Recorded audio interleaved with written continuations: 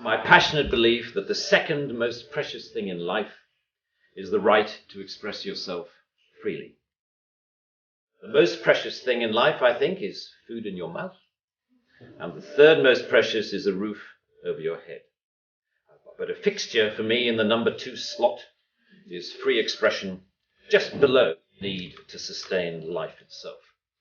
That is because I have enjoyed free expression in this country all my professional life and fully expect to continue to do so. Personally, I suspect highly unlikely to be arrested for whatever laws exist to contain free expression because of the undoubtedly privileged position that is afforded to those of a high public profile. So my concerns are less for myself and more for those more vulnerable because of their lower profile. Like the man arrested in Oxford for calling a police horse gay, or the teenager arrested for calling the Church of Scientology a cult, or the cafe owner arrested for displaying passages from the Bible on a TV screen.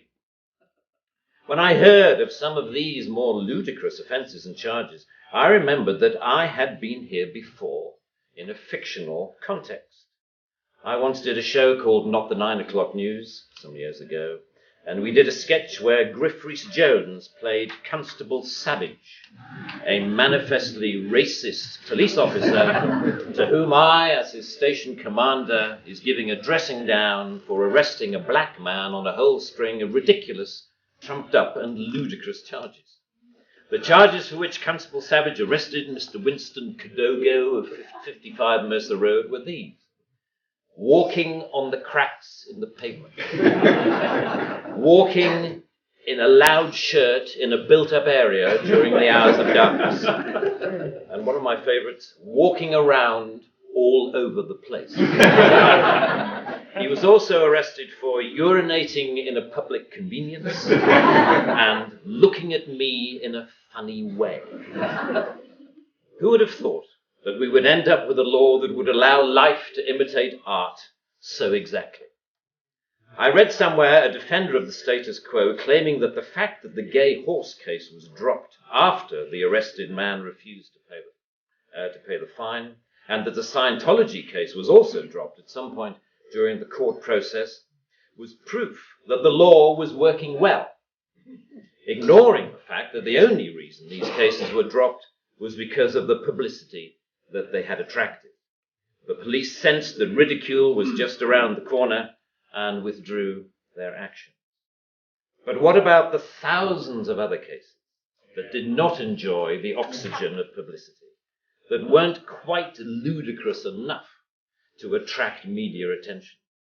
Even for those actions that were withdrawn, people were arrested, questioned, taken to court, and then released. That is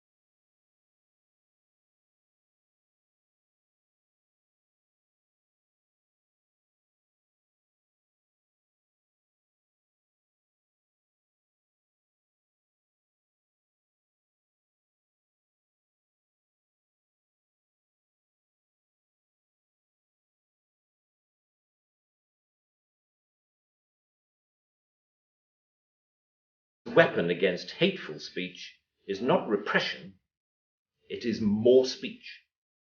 And that's the essence of my thesis, more speech. If we want a robust society, we need more robust dialogue, and that must include the right to insult or to offend.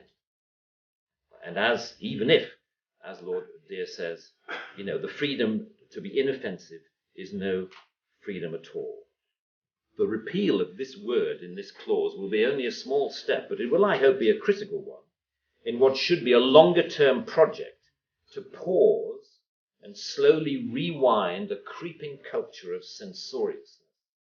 It is a small skirmish in the battle, in my opinion, to deal with what Sir Salman Rushdie refers to as the outrage industry. Self-appointed arbiters of the public good, encouraging media-stoked outrage to which the police feel under terrible pressure to react.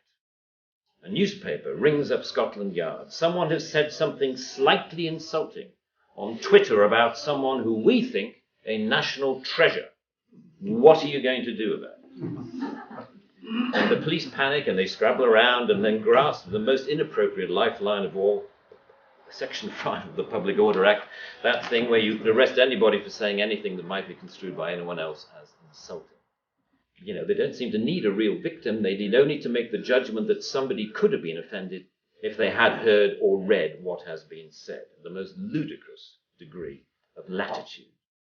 The storms that surround Twitter and Facebook comment have raised some fascinating issues about free speech, which we haven't really yet come to terms with. Firstly, that we all have to take responsibility for what we say, which is quite a good lesson to learn. But secondly, we've learned how appallingly prickly and intolerant society has become of even the mildest adverse comment. The law should not be aiding and abetting this new intolerance. Free speech can only suffer if the law prevents us from dealing with its consequences. I offer my wholehearted support to the Reform Section 5 campaign. Thank you very much.